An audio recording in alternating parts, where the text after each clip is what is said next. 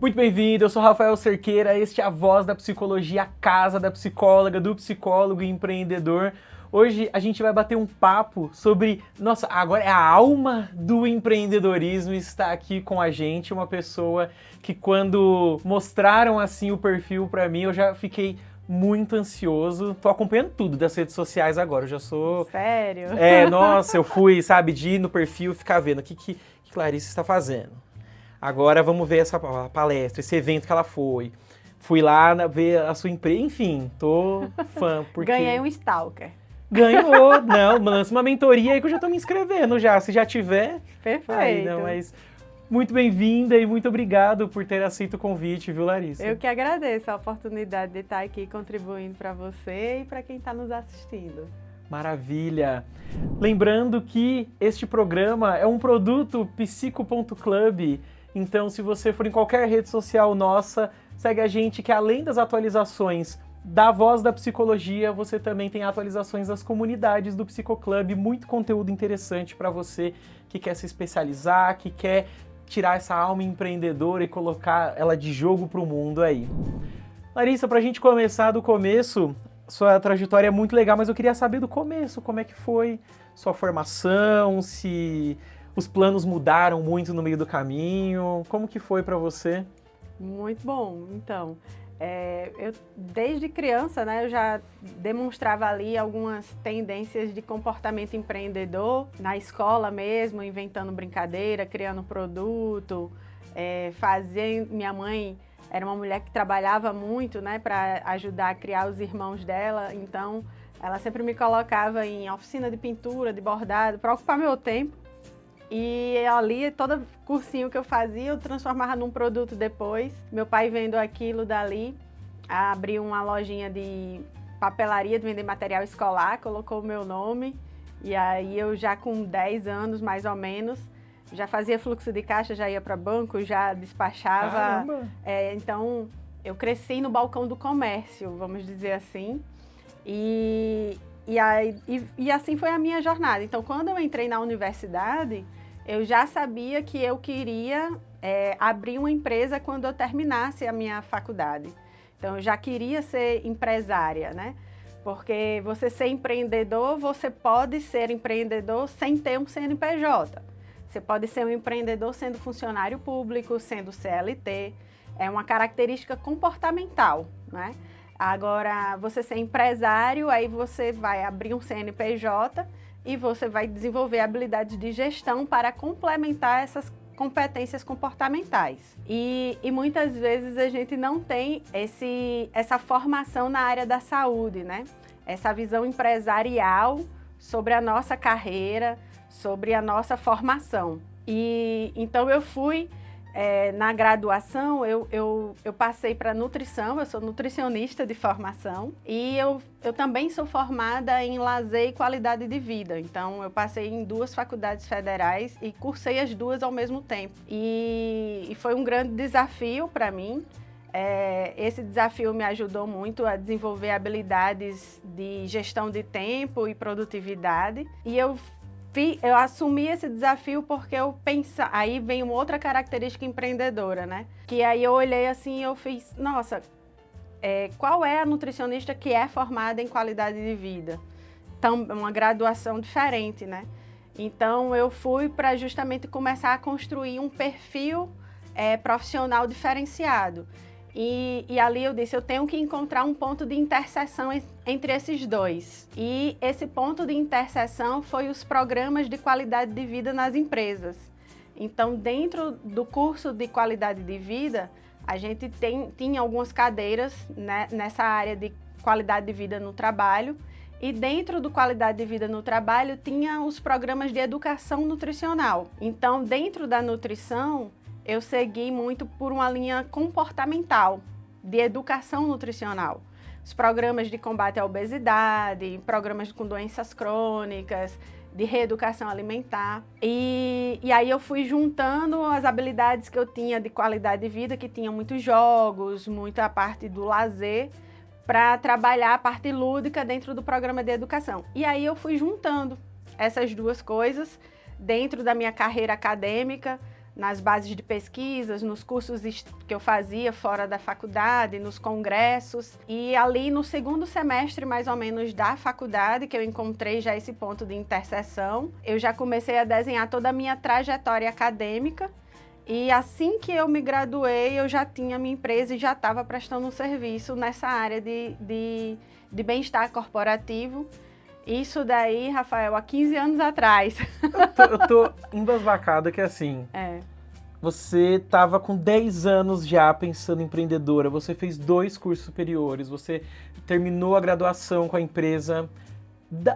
Que energia que você tá roubando de quem? Então, você é um robô? Não, mas é porque quando a gente tem 20 anos, a gente tem outra energia, né? Nossa, quando eu tinha 20, eu tinha essa energia, eu perdi esse pique? Eu tô tentando agora com 34?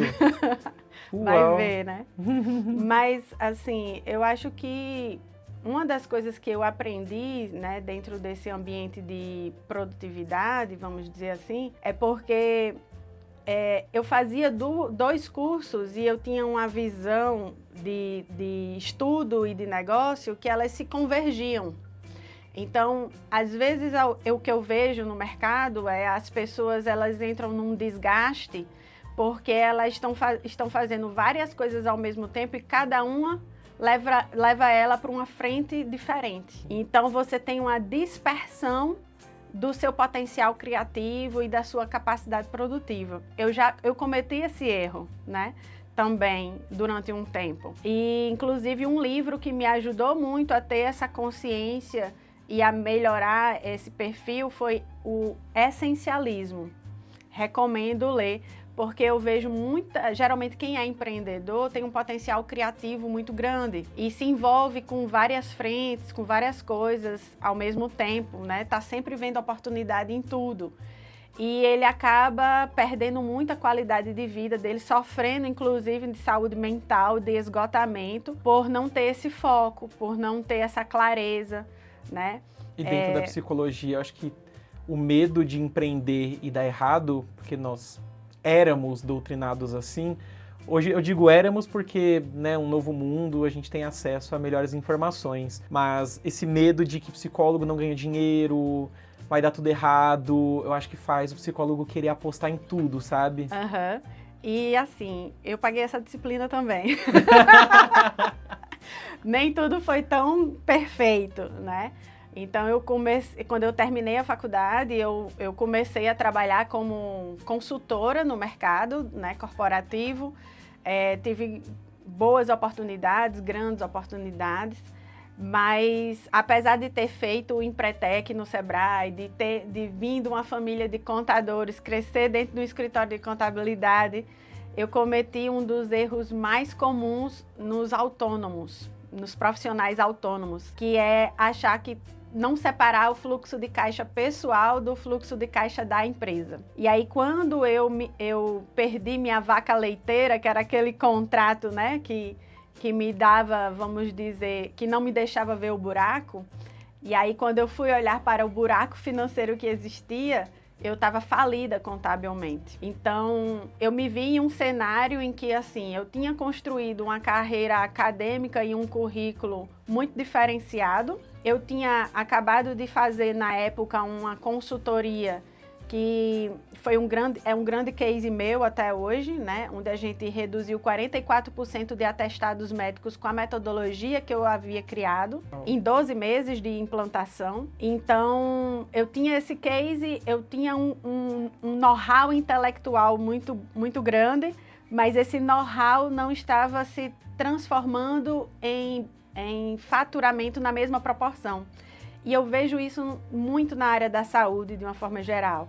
As pessoas, assim, com um currículo Lattes lindo, gigantesco, muito robusto, mas frustrado com a sua vida financeira, porque ele não cresce na mesma proporção do seu currículo Lattes, né? E eu passei por isso também. E então, e a gente começa a escutar da nossa família, dos nossos companheiros, né, certos questionamentos por essa tal da estabilidade. E aí você começa a se questionar, porque você olha para o lado, você vê todos os seus amigos fazendo concurso, estudando para concurso, menos você. E aí eu entrei no questionamento se eu não estava sendo a teimosa e a errada da história. Vinha aquela voz de manhinha, né? Manhinha sempre dizia, menina teimosa, menina não faz nada do que eu quero. Aí eu vinha aquela voz de manhinha. E aí eu comecei a estudar para concurso uma época, porque meus sonhos não estavam pagando os meus boletos. E eu tive uma psicossomatização aguda grave. Então, eu passei 7 dias me internando, chegou a um ponto em que eu estava tomando medicação oral, venosa e muscular, e nenhum médico fechava o diagnóstico do que eu tinha. Só que o meu primeiro trabalho de qualidade de vida foi em um hospital referência em imunidade. E a médica era imunologista, e eu falei com ela, disse, doutora Ivelise, gostaria que a senhora me atendesse amanhã para a gente fechar esse diagnóstico, porque estão me enchendo de medicamento e eu não estou sabendo o que é que está acontecendo, né? Não estou fazendo um tratamento assertivo. E ela me fez a seguinte pergunta, minha filha, o que aflige a sua alma? A nossa pele é reflexo da nossa alma. O que está acontecendo com você e na sua vida, né? E ali, doutora Ivelise acessou algo que não existia em nenhum prontuário e nenhum exame laboratorial. Ela acessou a alma da pessoa que existia por trás da doença. E a partir daquela pergunta dela, ela me fez acessar a Larissa de 10 anos de idade, lá no balcão do comércio no interior. E eu disse, a minha natureza, o meu DNA é empreendedor. Por que eu estou seguindo um caminho que não é a minha verdade? Que talvez seja a verdade de outras pessoas, mas não a minha, né? E não é que te torna especial, enfim, é que é perfis diferentes. É perfil. É perfil. É perfil. E assim, eu entendi que existem vários caminhos de você construir estabilidade, né? Fazer concurso, seguir uma carreira sendo intraempreendedor dentro de uma corporação, é um caminho. Mas o meu caminho era diferente, eu queria ter o meu negócio, eu queria fazer algo diferente para o mercado, eu tinha certas inquietações que eu queria fazer algumas coisas diferentes do que tinha no mercado, né? E aí, hoje na Life Sprint, que é a minha startup, né, de saúde e bem-estar, a gente tem um slogan que é reduzimos adoecimento sem prescrever medicamento. E esse slogan veio desse momento da minha vida, né? Porque foi isso que a doutora Ivelise fez comigo ali, naquele momento. Após esse entendimento que eu tive, né, de que era a minha cabeça que estava fazendo aquilo com o meu corpo, eu comecei a estudar um pouco mais sobre a psicossomática, sobre essa relação mais, a linha da corporal, vamos dizer assim, da bioenergética dentro da psicologia, por um processo de autoconhecimento meu, né? Comecei a mergulhar nisso. E aí hoje a gente trabalha isso dentro da nossa metodologia, junto com os profissionais que trabalham também com a gente na equipe da Life Sprint. Mas aí eu comecei a entender o significado, né? Do que eu tinha passado ali, né? De que o corpo da gente é uma forma, a doença é um caminho que o corpo encontra de lidar com as emoções que a gente não soube expressar. E aí eu entendia um pouco mais tudo aquilo que tinha acontecido comigo e foi a grande virada de chave interna minha para a gente se transformar no que a gente é hoje. E eu digo que o empreendedor, o seu negócio, ele vai ter o tamanho e a proporção da sua mentalidade. Então, o CPF ele tem que crescer antes do CNPJ. A gente tem sempre que estar 7 rodadas à frente do que a gente quer crescer. Se eu quero ir para um estágio 2 de crescimento, eu tenho que começar na minha cabeça esse estágio hoje, no estágio 1 onde eu estou, né? E não deixar para crescer quando eu chegar lá. E o que seria isso, né? Quando, de uma forma rasa, né? Quando a gente olha para conteúdos de empreendedorismo na internet, isso de você falar nessa mentalidade de pensar esses níveis, a gente ouve, mas com mais exemplos por exemplo, hoje eu tenho uma empresa e aí eu faturo X, aí eu penso assim, beleza, eu gostaria de atender mais pessoas e alcançar Y. Então, ao invés de esperar que X se torne Y, eu já começo a imaginar, planejar, fazer, pensando, beleza, eu vou precisar de tantos recursos. Seria isso, essa mentalidade? E aí, assim, uma das coisas que na área, você falou anteriormente, o medo de falhar, né? O medo de errar, o medo de falir. E eu vejo isso muito presente na área da saúde, principalmente porque todos nós, profissionais da saúde, somos treinados mentalmente para não errar. Porque caso a gente erre, é uma vida que está em jogo, né? Então, o modelo mental do profissional de saúde, ele é muito assim, eu vou seguir protocolos para mitigar riscos e ter um desfecho assertivo, né? Hoje eu trabalho na área da inovação aplicada à saúde e eu digo muito isso, que inovar para a área da saúde é muito contraintuitivo, porque nós somos treinados a aplicar diagnósticos, seguir um padrão e a não errar. E inovar é justamente o contrário. E qual foi o grande ponto de inovação do meu negócio?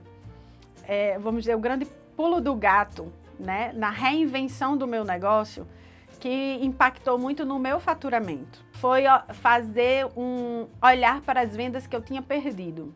Então, a gente fez o que a gente chama de uma engenharia reversa. A gente pegou as vendas que eu tinha perdido e eu comecei a desenhar como se fosse assim uma jornada. Onde aquela pessoa me conheceu, como foi que a gente se relacionou até o ponto de ela me fazer um pedido, qual foi o pedido de serviço que ela fez, por que ela não fechou, né? E aí depois eu peguei, vamos dizer, 10 historinhas dessa e encontrei um padrão. Isso, a tecnologia me ajudou a trabalhar esse modelo mental de tudo tem um padrão. E aí eu encontrei um padrão dentro das vendas que eu tinha perdido e encontrei outro padrão nas minhas melhores vendas. A gente chama isso de personas, né? Uhum. Então eu encontrei as personas e as historinhas de cada persona entre as vendas que eu tinha feito, que tinham sido as melhores vendas, e as vendas que eu tinha perdido. E nas vendas que eu tinha perdido, eu tinha ali um perfil de executivos que não tinham qualidade de vida. Mas os RHs não me contratavam porque às vezes não tinha recurso, não tinha budget. E nas minhas melhores vendas, quem me contratavam eram executivos que tinham qualidade de vida. E então eles já eram educados para o meu produto porque eles já tinham um lifestyle saudável. Não, nem que a empresa não tinha dinheiro, mas ele não ia botar dinheiro nisso porque ele não sabia. Ele era a pessoa que assinava o cheque, entendeu? Então eu construí a seguinte premissa. Se eu desenvolver pegar a minha experiência de consultora que eu entrego para uma empresa e eu entregar para uma pessoa como e focar em executivos, ele é a pessoa que assina o cheque. Então ele me leva para dentro da empresa e aí eu fecho uma venda maior. E foi assim que a gente conseguiu virar o jogo. Então, o que eu quero dizer com essa história é que às vezes a gente apenas precisa olhar os nossos problemas de uma forma diferente. Tem até uma frase que eu uso muito nas minhas palestras, que é o sucesso é o resultado de como você olhou para os seus problemas.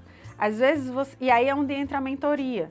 Porque a mentoria, ela muitas vezes vai ajudar você a enxergar um problema por uma ótica diferente.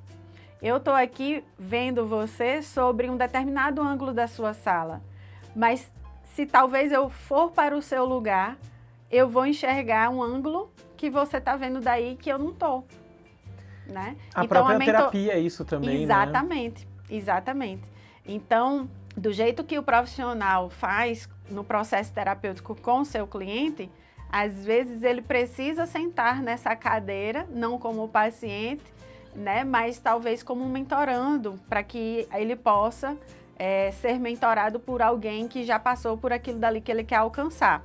Isso ajuda bastante. Então, toda vez que a gente quer ir para um nível diferente, a gente precisa de um treinador que condicione a gente mentalmente, né, para que a gente vá e desenvolva as skills que a gente precisa, as habilidades gerenciais ou comportamentais e empreendedoras que a gente precisa para que a gente avance no jogo. né? Tem, né, aprendizado, repetição e redundância, e sempre estou repetindo aqui nos podcasts, quando a gente está conversando da história de alguém que talvez o grande receio das pessoas para empreender é pensar assim, eu não sou genial igual a Larissa. Mas Larissa não nasceu bebezinha gênio. Teve muito aprendizado, muito tropeço, fez 2 faculdades, teve experiência, né? E a mentoria, fazer um curso, tudo é experiência. E eu não cheguei aqui sozinha, eu tive muitos mentores, né? Eu pedi muito ajuda. E, sobretudo, eu acho que é você ter o coração treinável. A gente vê muita gente, muito talento intelectual, muita gente boa, né, tecnicamente, mas que tem dificuldade de receber feedback. E, às vezes, você vai receber feedbacks que não são gostosos de ouvir, né? Que vão justamente mostrar aquele ponto que vai magoar o ego da gente, né? Eu tive que passar por esse processo também de revisitar algumas coisas que foram difíceis para mim ouvir, para que eu possa amadurecer e evoluir, olhar para os meus erros e as minhas falhas com autorresponsabilidade. Não foi fácil ter que olhar para dizer assim, vou ter que vender o meu carro, vou ter que pagar o preço de não ter sido competente até aqui, mas vou diminuir a minha qualidade de vida, o meu estilo de vida, vou dar 10 passos para trás para poder consertar e fazer diferente, né, a partir de agora. Então, assim, não é um processo fácil. Quem olha também você com o prêmio do Sebrae, vê as suas palestras, vê você falando dessa forma, provavelmente não vê essa parte da história, né? Nem a minha, nem a de ninguém, né? Então, assim, só você e seu travesseiro sabem as noites difíceis do seu bastidor. E a gente só posta o nosso palco, a gente não posta o bastidor. Sim, sim. Tava até comentando em off aqui com o nosso editor, por detrás das câmeras, um abraço, Matheus, que falando que eu gosto muito de viajar, enfim, tudo, né?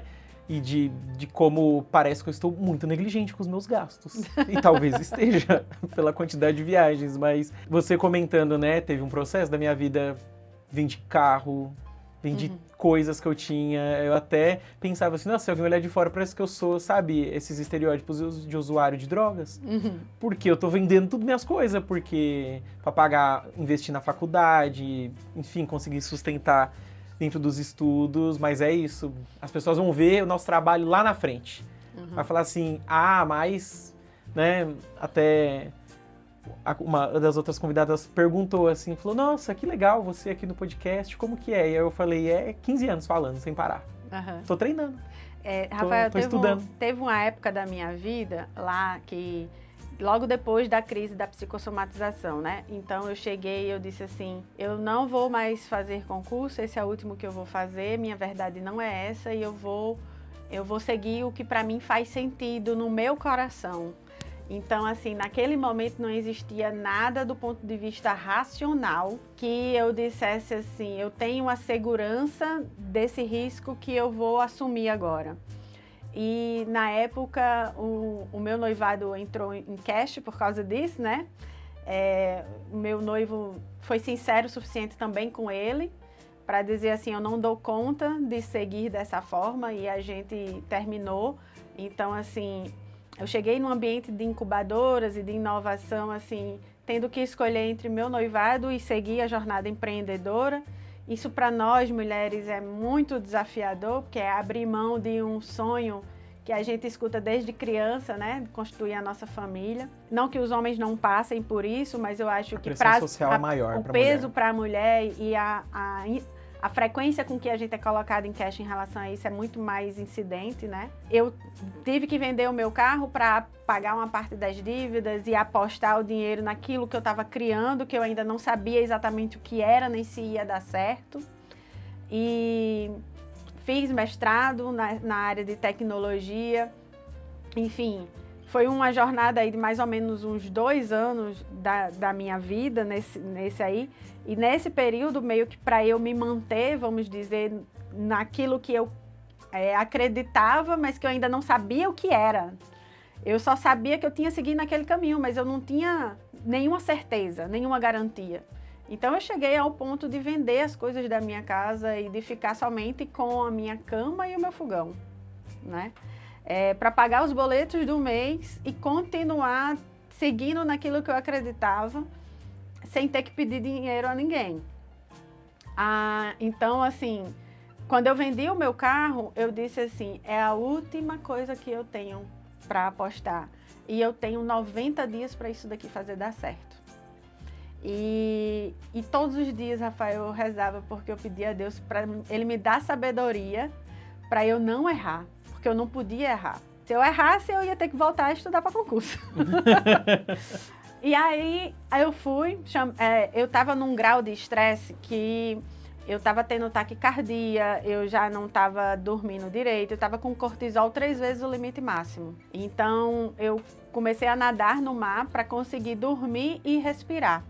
E eu chamei um amigo do mestrado, que era muito bom na área de projetos, para me ajudar a guiar os meus pensamentos, porque eu sabia que a minha capacidade cognitiva estava afetada por causa do nível de estresse que eu estava.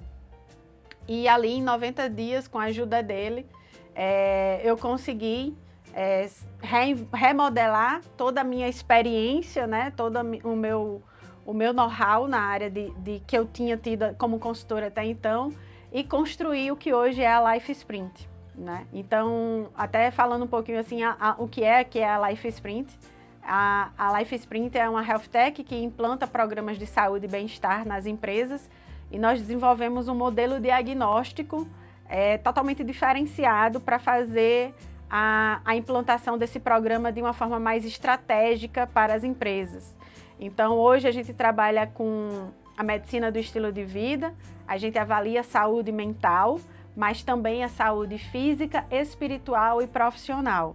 Então, a gente olha essas 4 linhas de saúde, e o grande diferencial é que a gente cruza esses marcadores de saúde com análise de perfil comportamental. Então, na psicologia se usa alguns assessments comportamentais, principalmente quem trabalha com seleção e recrutamento. Uhum. E eram os meus principais clientes, e eu via eles usando muito isso na área de seleção e recrutamento. Então, eu estudei esses assessments e eu construí um para a saúde, né? Então, como eu tinha muita bagagem de conversar com as pessoas no chão de fábrica, nas indústrias, como nutricionista, e eu tinha já essa linha dessa abordagem comportamental, eu trouxe um pouco dessa experiência para dentro do que a gente faz na Life Sprint. Então, hoje o nosso modelo diagnóstico, ele consegue trabalhar muito a questão de estratégias motivacionais de engajamento, né?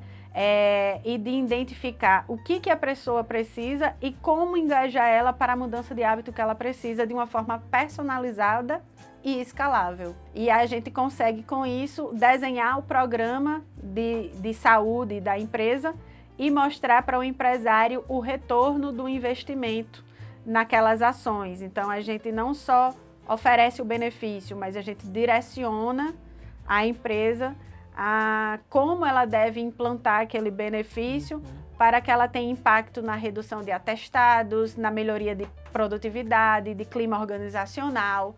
E aí a gente correlaciona todo o programa de saúde com esses indicadores financeiros do negócio. Então, foi desde olhar, vamos dizer, para as vendas que eu tinha perdido, né, a olhar para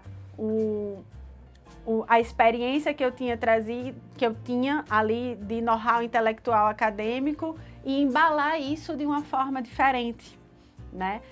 Empacotar esse conhecimento, esse serviço em forma de produto. Então, de uma forma prática, para quem está nos ouvindo, né? Às vezes, o que a gente precisa é pegar esse know-how, essa experiência da gente e embalar de uma forma diferente. E o que me ajudou muito a entender como embalar isso de uma forma diferente é tirar o chapéu de especialista. Tirar o chapéu de especialista e colocar um chapéu de investigador.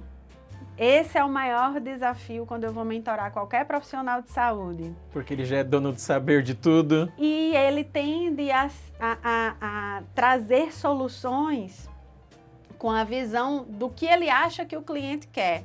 E parece que é óbvio e que é simples, mas não é tão simples você virar essa chave. E uma das coisas que ajuda muito a gente a virar essa chave é uma das coisas que eu acho que é o maior talento de um psicólogo, que é saber ouvir, né? Ouvir com qualidade, ouvir o que o seu cliente quer, qual é o desafio que ele tem. Quais são as dores na perspectiva dele que usa, né? E aí, com isso, você poder entender como que o seu conhecimento vai poder ajudar ele na perspectiva dele e não da sua, do que você acha que ele precisa. Até o próprio profissional, né? Que o psicólogo, que nem se falou, tirar o chapéu de especialista, eu até pensei pelo ângulo que os profissionais leem muito, estudam muito, estão ali, né, cheio da teoria, publicou artigo de revisão bibliográfica, mas transforma isso em algo utilizável para uma empresa, para uma pessoa, para um infoproduto. E uma das coisas, não é tão simples. Não. E uma das coisas que ajuda muito a gente a tirar um pouco o chapéu de especialista é conversar com pessoas de áreas diferentes da sua. Porque às vezes ela vai fazer perguntas que para você já é óbvio. E que talvez você conversando com outro especialista da sua área, ele não vai perguntar algo que para vocês que são especialistas é uma coisa óbvia. Então, às vezes o óbvio precisa ser questionado, perguntado. E isso só vem de uma pessoa que às vezes é ignorante sobre a área da gente. Uhum. E na hora que a gente vai responder, e aí os psicólogos sabem muito bem nisso, a gente acaba caindo algumas fichas quando a gente, né? E aí, cara, é tão óbvio, é tão simples o que você me perguntou, mas isso me fez enxergar um ponto sobre o meu produto, o meu serviço que eu não tinha pensado, né? Então, isso ajuda. Eu sempre digo assim que diversidade não é moda de RH. Diversidade é você ampliar o repertório criativo e inovador de uma equipe e de uma empresa. Porque quanto mais histórias e olhares diferentes sobre um problema, maior é o potencial criativo, logo maior é o potencial de inovação. Só quem trabalhou numa equipe diversa, acho que vai ter essa sensação, porque falando parece isso, né? Que nem você falou, papo de RH, ou é a cultura woke, é lacração, né? O último trabalho que eu tive, eu estava numa ONG, que a gente dava bolsa de estudos para pessoas pretas, pardas e indígenas e estudar tecnologia. Então já tinha um recorte racial. Uhum. Dentro da equipe de trabalho, a gente propositalmente reforçava muito, tanto o recorte racial quanto qualquer outro tipo de diversidade, de gênero, orientação sexual, Sim. enfim. E a gente percebia, cada um que trabalhava lá, né, percebia o quão diferente era. As ideias que vinham, as vivências, a forma de olhar trabalho. Eu lembro da gente questionando, a gente trabalhava com jovens, e tinha alguns jovens do interior da Bahia, a gente, mas ele tá fazendo corpo mole, não sei o quê, e aí alguém de lá falou assim, não, gente, é a cultura deles, é cultural que eles façam assim, assim, assim, tal atitude. E aí a gente falou, daqui, né, os Faria Limer de São Paulo não pega isso, não entende. Uhum. E não é que eles estão certo ou errados, a gente certo, errado, enfim, é cultural. É cultural, mas se você não ouve o outro, ouvir só os iguais é horrível pra gente. E aí, assim, a reflexão que eu deixo, né, que eu sempre, quando vou falar, fazer alguma palestra, eu faço essa provocação. Você está frequentando os mesmos cursos, os mesmos congressos, buscando informação nos mesmos lugares que todos os outros psicólogos estão, né? Então, quais são os diferenciais que você está construindo para se posicionar de uma forma diferente? E uma das coisas, assim, pensando que também influencia no faturamento, né? Eu vejo muitas vezes as pessoas com medo de se posicionar em um nicho específico, em uma coisa específica. ele acha que se ele ampliar o portfólio de possibilidades, ele vai ter mais, ele vai contribuir para o faturamento dele, porque ele vai ter mais diversidades de entradas, vamos dizer assim. Só que isso daí dificulta o seu posicionamento e você se tornar referência, né? A curto prazo pode parecer que você está deixando dinheiro na mesa na hora em que você diz, não, eu não vou pegar esse serviço porque agora eu estou trabalhando só com isso. Só que rapidamente, né, existe logicamente aí um tempo até as pessoas começarem a, quando pensar em determinada área, pensar no seu nome. Então, se você começa a dar alguns nãos e começa a se posicionar especificamente, sou psicólogo de tal coisa, quando a pessoa precisar de tal coisa, ela vai lembrar de você, vai recomendar você, e você está sempre nos eventos, fazendo palestras, produzindo conteúdo sobre tal coisa, então é natural que você vá construindo o seu posicionamento, se tornando referência mais rápido, né? E aí você vira o jogo, né? Mas as pessoas têm esse medo de dar não e fazendo aquelas, principalmente porque os boletos vai chegando, né? E a gente fica naquele conflito. O desespero vai batendo. Então essa fase de transição aí é realmente desafiadora, mas se você quer crescer e quer ter uma agenda cheia e você quer ter um posicionamento forte, você tem que saber quais os nãos que você tem que começar a dar, né? E no livro Essencialismo ele tem um capítulo só sobre como dizer não. Não, tem mesmo. Porque eu acho que o maior desafio para nós, quanto empreendedores, que somos criativos, né?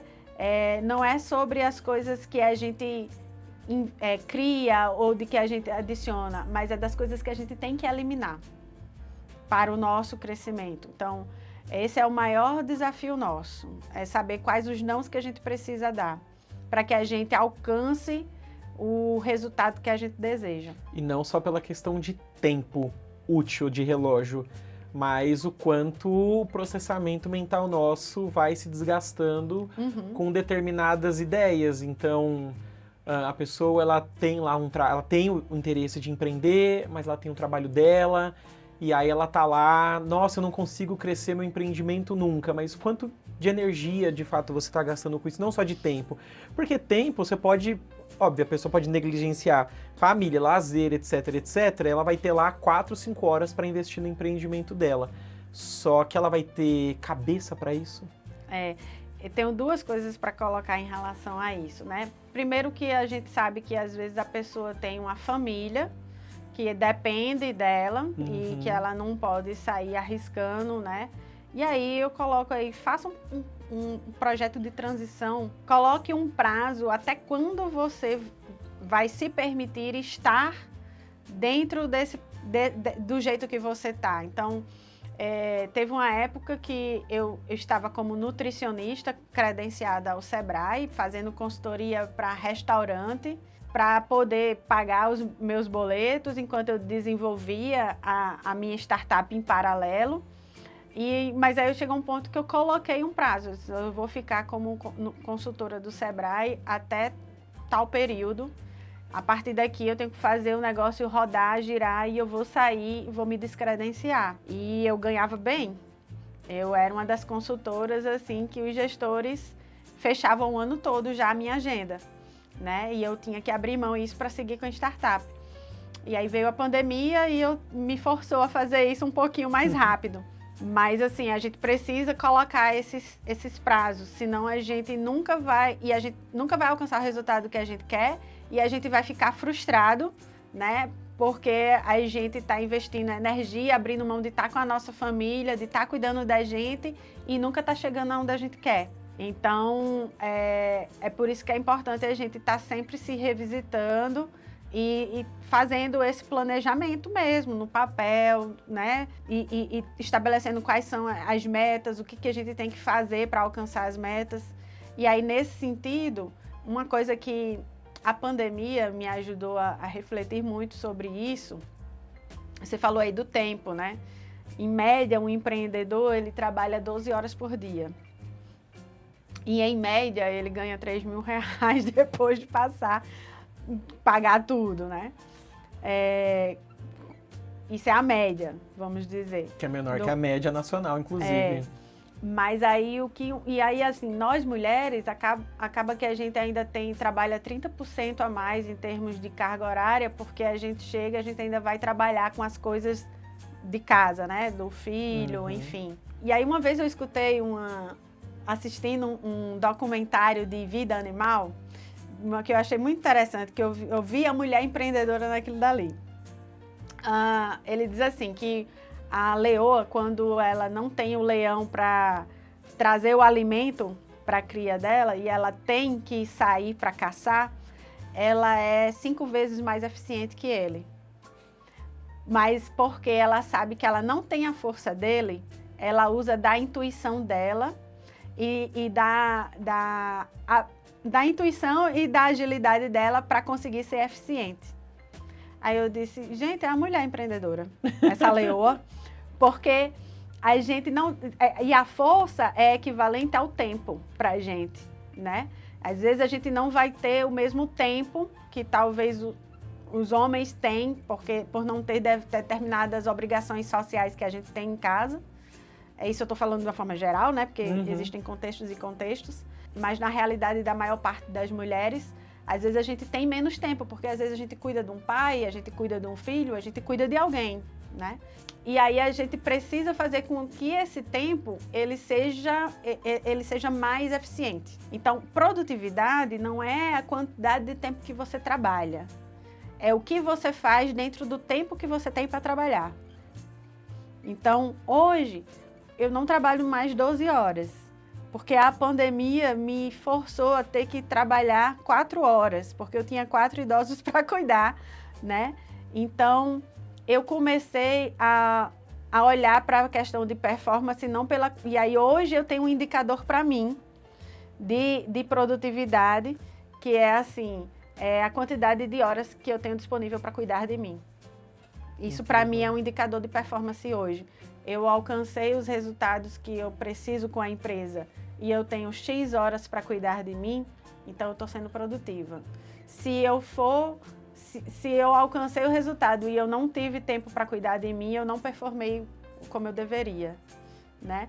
Porque eu comecei a entender também que ter tempo para cuidar de mim é tão importante quanto ter colocado na minha agenda estar aqui com você, né? E porque isso vai me ajudar a ter mais resiliência emocional quando eu precisar diante das crises, porque eu vou sentir menos dores físicas quando eu precisar fazer uma viagem e ficar não sei quantas horas sentada, porque se eu tiver com minha mente boa, eu vou ter a capacidade cognitiva de tomar melhores decisões quando eu precisar tomar uma decisão que seja importante para o meu negócio, né? Então, se eu quero ir para um outro nível do jogo, eu tenho que me condicionar e me preparar também de uma forma diferente. Não dá para você querer subir o nível do jogo com o mesmo condicionamento que você tem hoje, né? Então, a gente cuida tanto das outras pessoas, né? Mas e como que a gente está cuidando da gente? E eu falo isso porque os profissionais de saúde adoecem 5 vezes mais do que os outros profissionais. Logo, quem deveria saber. E a gente tem uma tendência a ter mais resistência de pedir ajuda, né? Pelo fato da gente já cuidar das outras pessoas, a gente meio que saber o que tem que fazer. Mas, então, o paciente mais difícil de ajudar é o paciente que é da área da saúde. Não vamos ser assim, gente. Vamos combinar todos que nós não vamos ser assim. E acho que com a Life Sprint você deve ter experiência e já visibilidade de como que tá saúde mental nas empresas. E agora com a atualização da NR1, né, que está sendo atualizada, tem essa expectativa de obrigatoriedade aí para 2026. E os psicólogos estão de olho. Como que tá esse mercado?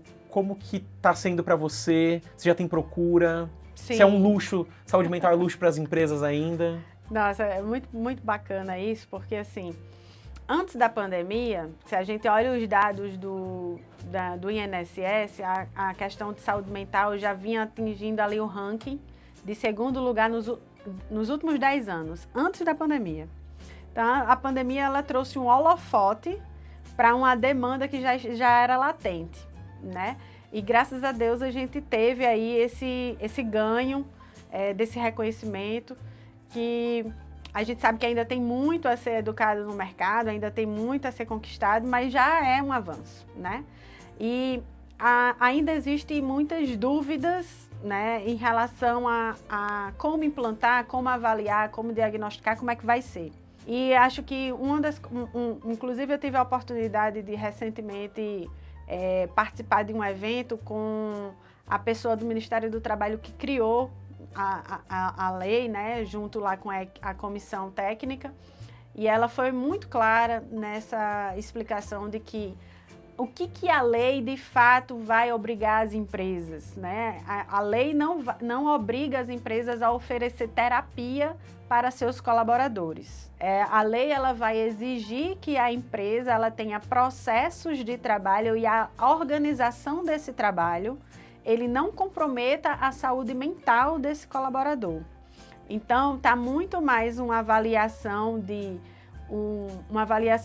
do processo de organização do trabalho, da qualidade de vida no ambiente de trabalho, de como que a carga horária de trabalho, a liderança, a questão de horas extras, a questão dos processos estarem claros, dele ter os recursos para executar aquilo que é cobrado dele, né? Então, isso tudo está muito dentro da área de qualidade de vida no trabalho e que alguns instrumentos aí de clima organizacional já dão conta de fazer algumas investigações em relação a isso, né?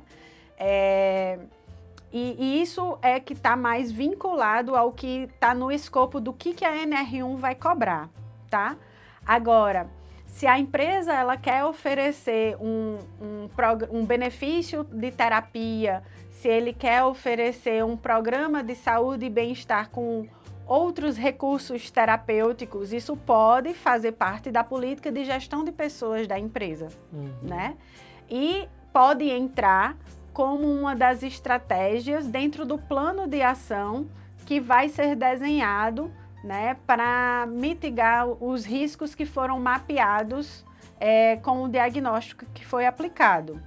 Então, a terapia ela não é uma obrigatoriedade, mas ela pode ser um benefício que vai estar ali colaborando de forma, um ganho secundário, vamos dizer assim, né? Então, é importante que as empresas tenham essa clareza, os psicólogos também, porque foi muito criticado pelo Ministério do Trabalho que nesse evento, né, que algumas empresas estão fazendo, vamos dizer, estratégias comerciais utilizando a NR1 de forma inadequada. Tentando enganar as empresas para começar a implementar, seria isso? Eu não colocaria enganar, porque eu acho que, na verdade, existe uma falta de esclarecimento como um todo, né? Porque a forma como eles também colocaram inicialmente deixou o público um pouco confuso. E aí, percebendo isso, eles prorrogaram por mais um ano, porque sentiram a necessidade de esclarecer melhor alguns pontos, né? Mas eu acho que é importante para nós, profissionais, termos clareza e entender como que se você está numa empresa ou se você é o prestador de serviço para essa empresa, ajudar nesse processo de educação, vamos dizer, do mercado, né? E a gente ter clareza realmente aonde que a gente vai entrar, como que a gente vai contribuir e como que a gente pode ajudar a mudar esse cenário que é tão importante, né, gente? Que é tão importante. Então, assim, eu acho que é muito necessário, né? Embora a questão do processo terapêutico não seja, vamos dizer, uma obrigatoriedade, mas é preciso que a gente, dentro dos nossos nas nossas prestações de serviço, a gente comece a ajudar as pessoas a tangibilizar o resultado dessa entrega que às vezes é subjetiva, né? Principalmente se você presta um serviço para uma empresa. Porque a gente sabe os impactos que uma pessoa com a saúde mental saudável tem em termos de redução de absenteísmo, de presenteísmo, que é 4 vezes maior o custo, Sim. né?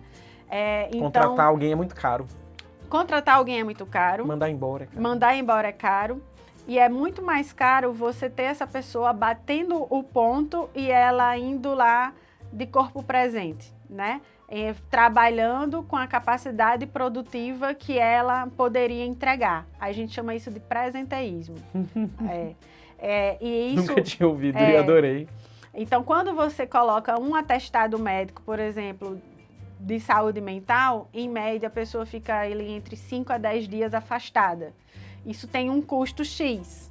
O presenteísmo, que é esse comportamento, essa perda de produtividade antes dela colocar o atestado, é 4 vezes o custo. Se estende meses se deixar, até vir o próximo feedback, a empresa coloca ela num projeto de recuperação, enfim. Então justamente é nessas análises de dados disso daí que a Life Sprint é especialista.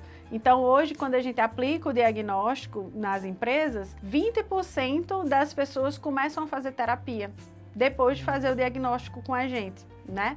Então, no diagnóstico, a gente consegue mapear qual é a demanda de terapia que aquela empresa tem para poder oferecer o benefício e aí conectar com vocês. E, por meio do trabalho que a gente faz de diagnóstico, a gente consegue tangibilizar, materializar a evolução do trabalho do paciente que vocês acompanham, né? Então, que é uma coisa interessante dentro do que a gente vem fazendo. Algumas pessoas levam o diagnóstico para conversar com o psicólogo, né? E a gente tem umas avaliações comparativas onde a gente mostra o antes e o depois. Então, assim, você fez 3 meses de terapia, você já consegue perceber melhoras de várias formas subjetivas na sua vida. Mas a gente tangibiliza isso em números, em gráficos. Então, para fazer essa entrega para uma empresa, né? E que às vezes é um desafio que o pessoal da área de saúde e bem-estar, que trabalha muitas vezes com outras práticas integrativas, às vezes não consegue fazer essa tangibilização do impacto do trabalho deles. Não, mas deveria, estamos aqui para aprender. E aí a gente se tornou especialista nisso, porque eu sabia, como todos nós sabemos, do benefício que isso gera para as pessoas, mas eu ficava muito incomodada das pessoas não darem o valor que o trabalho que a gente tem, né, realmente, de fato, entrega. E aí eu entendi que eu só ia convencer se eu tivesse números para argumentar com os gestores. E aí eu me tornei especialista em contabilizar esse bem-estar. Sensacional. Eu vi uma pesquisa no ano passado das profissões em alta de 2024 para 2025. Em primeiro lugar estava na lista de dados. É isso, olhar indicadores. Esse, claro, que a analista de dados faz muito mais que isso, mas olhar indicadores é um excelente caminho. Isso. Para a gente trabalhar em cima. E aí, com o avanço da tecnologia, cada vez mais o próprio paciente, ele está monitorando a saúde dele, ele está tendo acesso a esses dados, né? E ele está compartilhando mais a informação dele, os dados pessoais dele, para poder ter um serviço mais personalizado, como ele também está monitorando mais a saúde dele. Então, não só as empresas, mas o próprio paciente que a gente atende, né? Então, é importante também que a gente vá se apropriando dessas tecnologias, de como elas podem nos ajudar, de como esses monitoramentos podem nos auxiliar a tangibilizar a entrega para além da avaliação qualitativa, né? Então, quando a gente consegue juntar uma avaliação quali e quanti, eu acho que é um dos melhores mundos, porque aí você pega os 2 hemisférios do cérebro, né? Quem é racional e quem é emocional.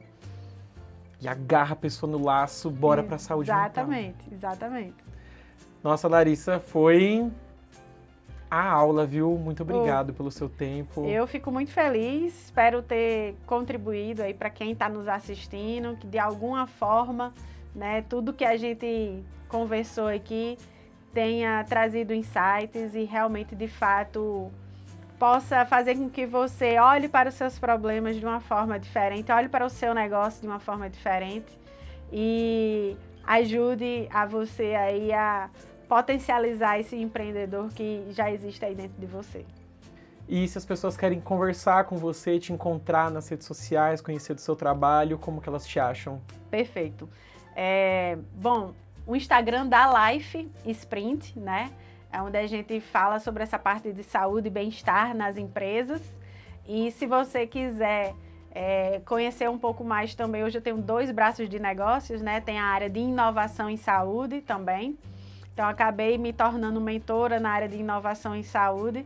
E aí, se você quiser consumir um pouquinho sobre esse conteúdo para entender como o seu know-how pode se transformar num produto escalável, aí é no Instagram de Inove com Lari. Lá eu falo para os empreendedores de saúde que querem seguir mais por um ramo da inovação. Maravilha. Quando a gente publicar esse podcast, vamos deixar tudo marcado bonitinho, para acharmos a Larissa por aí.